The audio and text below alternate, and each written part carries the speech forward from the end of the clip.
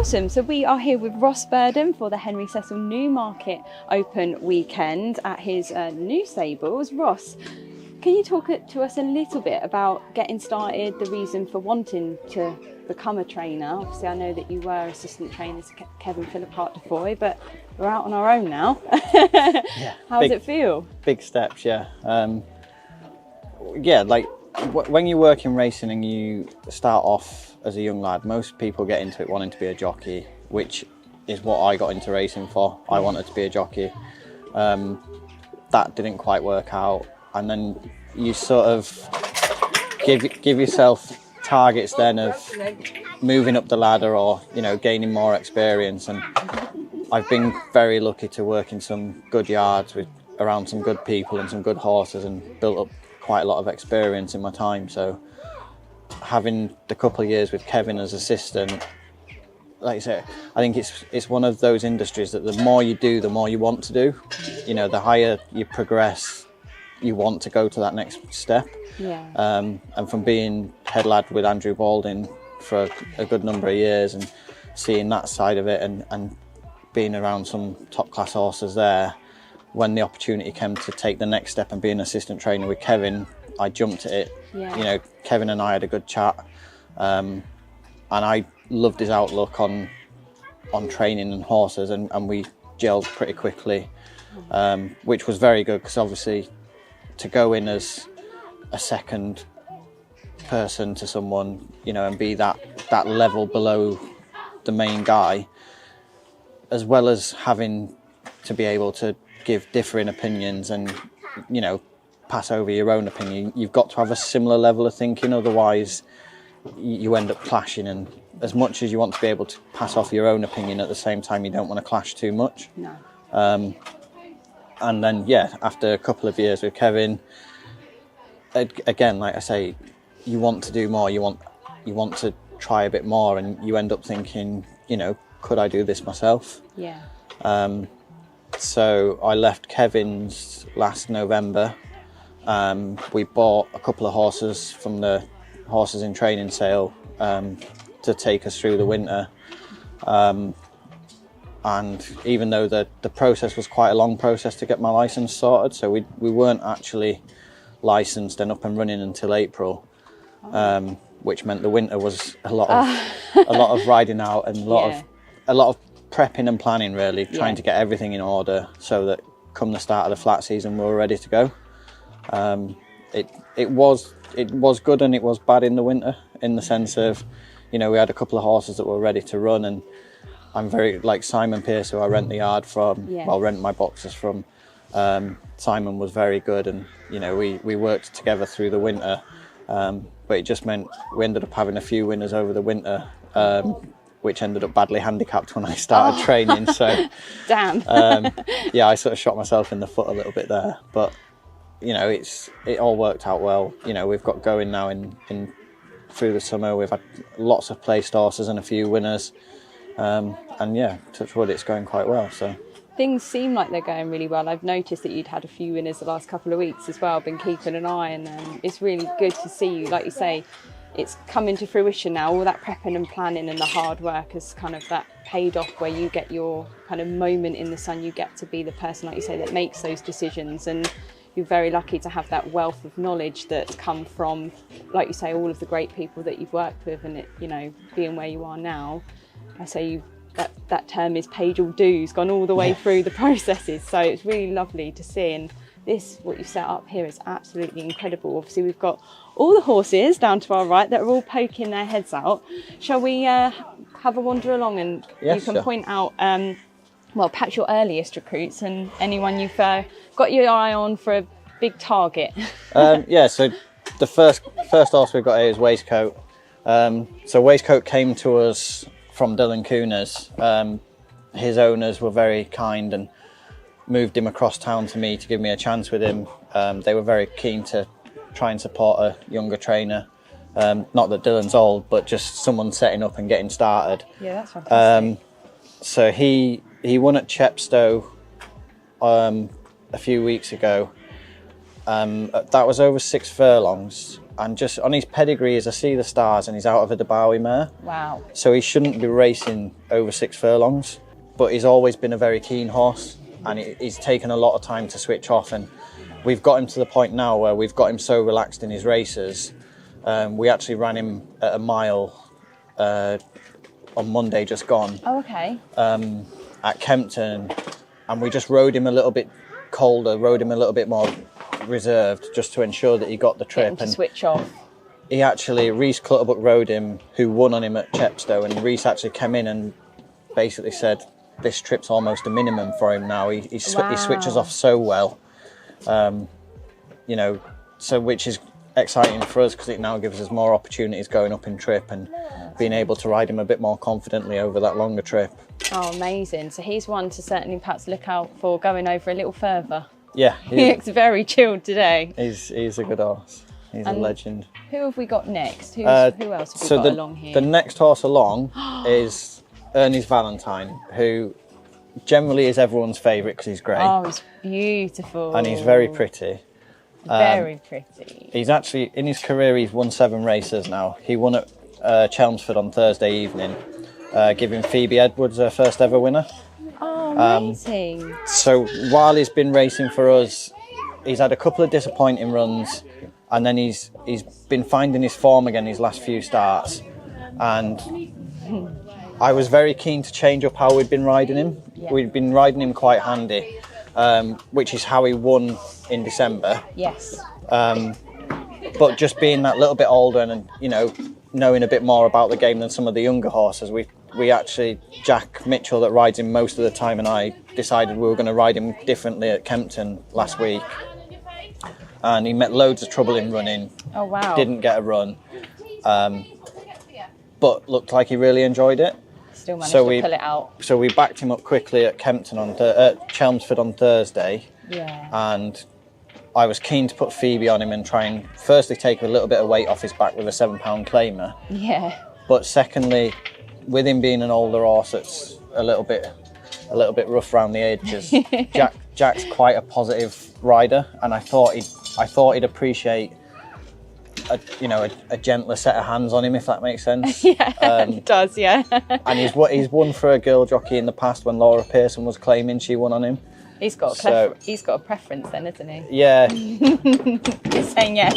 So yeah, he like I say, we were absolutely thrilled because Phoebe's been a big help to us since we started. She rides out when she can for us, and you know, she's always keen to help us, and to give her first ever winner was pretty good. It was quite special. So that's amazing. I bet there were some celebrations that night. Yes, there was a good bit of champagne, although Phoebe had to drive back to Wales, so bless her. It wasn't that good for her.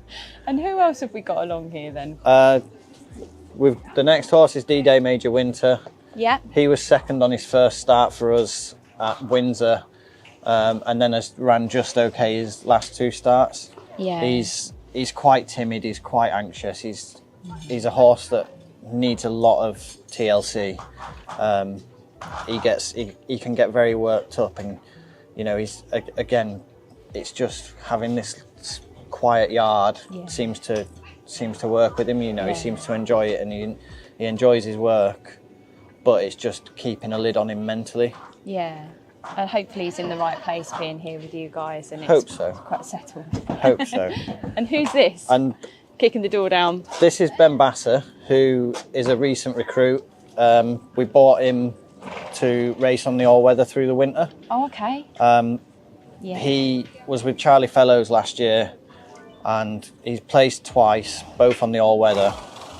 And going through his turf form was okay, but having placed twice on the all-weather, I was keen to buy him to give him an all-weather campaign. Yeah. And sounds like a good plan. I just think it's one that through the winter he can be a horse that we can take to the races. I think he's well handicapped, and I think he'd be a horse to follow through the winter. What sort of distances does he run over? So he's been placed over a mile, and he's been placed over a mile and a quarter. Oh, okay. But I think a stiff mile or an easy mile and a quarter is where we'll be with him. Okay. He's not short of speed, and he did race quite keenly in his last couple of races for Charlie, but he had cheek pieces on when he raced in those. Yeah. So we won't be putting any headgear on him because I think it just does the opposite. Right. You know, I think it lights him up too much. Yeah. Oh, lovely. But I think he will be a horse to follow for the win. We'll get him in the tracker. Yes. And then, who else have we got along here? Have we got anyone where you've got any like open shares? So Bembassa is still for sale. Oh, awesome. Yeah, he's still for sale. We've got, I mean, 65% of him is sold, so we've got 35% left of him. So yeah, there's plenty of opportunities to be involved with Bembassa. But otherwise, all of these now are sold. Yeah. But we will be going to the horse in training sale and the yearling sales. Yeah. I actually fly to Ireland tomorrow morning for the yearling sales. Exciting stuff. So yeah, hopefully we can get some young stock in for next year, as well as a couple of the older horses. If you've got eyes on things in the catalogue, you've got circles and rings and post-its all over. I've got lots of notes in the catalogue, mostly on horses that I think we won't be able to afford. So always the way though, isn't it? Yeah. It's like where you go and look for a car, you circle up all the ones that you think, I really want them, and they always go way higher. I generally have a red tag in the catalogue for things that I really like but probably won't be able to afford, and then a yellow tag, and then the green tag is the ones that are realistic. Well, we wish you all the best there, obviously. Thanks. I think it'd be very exciting to see who you recruit. Yeah. Do you want to talk us through a couple more of these guys along the route? Yeah, so this is Musafi, who is basically the stable star at the minute. He's won 3 races this year. Wow. And he won a Sunday Series race at Chelmsford, which was on ITV, gave us our first televised winner. And awesome. you know, it was a £35,000 race as well, so a valuable race. It gave us exposure on ITV. Yeah. And yeah, I think I saw him win. he followed up at Lingfield a few days after that as well. And then he's been placed at Ascot twice afterwards, and he ran well at Kempton in a strong sprint final on 2 weeks ago. So he will just have one more run this year, and then we will get him back out in January and aim for the all-weather championships with him. Oh, amazing. Oh, well, best of luck with him. And then who else have we got along here? We've got 3 more guys left. So do you want to give us a quick summary? The last 3, Dust Cover is a horse that we bought in the online sale in June. He was bred by the Queen before she died and owned by the King. But he had 1 run in the Wood Ditton Stakes for Rafe Beckett, and then they quickly decided to move him on. He's had 3 runs for us now, and he's very much a work in progress. Yeah. He's still a big baby, still quite immature, but I think next year he could be quite a nice horse on soft ground. Yeah. And High Point is a New Bay 4-year-old who joined us from Kevin when Kevin moved to Ammo. Oh, okay. He's only had 1 run for us so far. He was 3rd at Doncaster last week at 28-1. Oh, wow. Good each way. Yeah, and the ground probably wasn't soft enough for him. So he's a horse with an autumn campaign in mind. So he'll probably have 2 or 3 more runs now before the end of the season. Yeah. And we may even take him hurdling because he loves soft ground, but he's not very big. But we're going to go a bit of dual purpose. I mean, I rode over hurdles, and I've always loved jump racing. So if I can take something, I'd love to take him round Fakenham. I think he'd wing round there. Yeah. Okay. Oh, that's a target. Yeah. That's what I was going to ask you is, do you have like goals or dreams, like targets for races that you just love to win? It was a weird. So when I was wanting to be a jockey, the race I wanted to win, everyone says the Champion Hurdle, the Grand National, the Gold Cup. Yeah. I wanted to win the cross-country race at Cheltenham. I just thought it looked like great fun to ride down there. And obviously that didn't materialise, but like as a trainer, it's one of the, I got asked about targets and figures and numbers at the start of the season, and I didn't want to set myself any targets numerically because, you know, at the time I had 3 or 4 horses getting started, and I didn't want to say, we want to have 3 winners. Or for me, I want to be able to get the best out of the horses we've got. If that means they go to the races and they run their best but they don't win, you know, if they finish 2nd or 3rd but they ran the best of their abilities and they look well and their owners have a good day, that's more important than getting stats on the board. And I think I think our owners quite enjoy our days at the races. Yeah. You know, we spend a lot of time making sure everyone's accommodated with, and at the end of the day, racehorse owners get to go to the races probably 4 or 5 times a year. Wow, that's amazing. You know, that's a and- really good amount of racing, isn't it? To, Well, I to mean, get to, really. That'd be what they would get. I mean, generally most horses would run 6-7 times a year, but obviously Yeah. you're not going to get to every You every don't always meeting. get to them all, do you? Like Musafi's ran 11 times this year, which Wow. but he's a typical sprinter in the sense of I don't do anything strenuous with him at home Yeah. really, unless he Yeah. has a big gap in between races. He actually thrives on just being kept easy and steady at home and going to the races regularly. Yeah. That's what he loves. Whereas Bear Away that we trained before he moved on in the summer, he was the complete opposite. You had to space his races out. He was a Yeah. typical old boy that was a bit stiff and cripply. Needed a rest.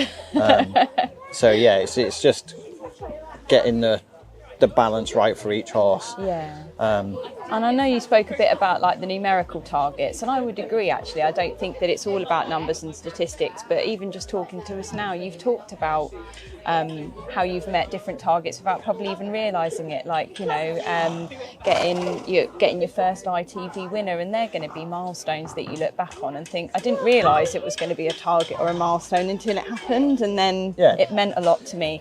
Like each and every one of these horses that we've spoken about, they've reached certain milestones for you or done something for your career, and I think it's being in that phase of your career in training where each horse means something so special to you, and therefore it will be more important with the owners as well, which I think is amazing. Yeah, So, yeah. and I agree. And like I say, our big thing is to make sure all the owners are well catered for Yeah. and well looked after. At the end of the day, they're my boss. And if I don't do things right, they're not going to stick with me. Well, I think we can agree that they're well catered for today. We've got teas, coffees, just about everything that you could ask for, Yeah, and we'll go and enjoy one of them and allow you to speak to some of the many fans that you've got that have come to visit you today. But thank you so much. No for worries. your Thanks time. a lot.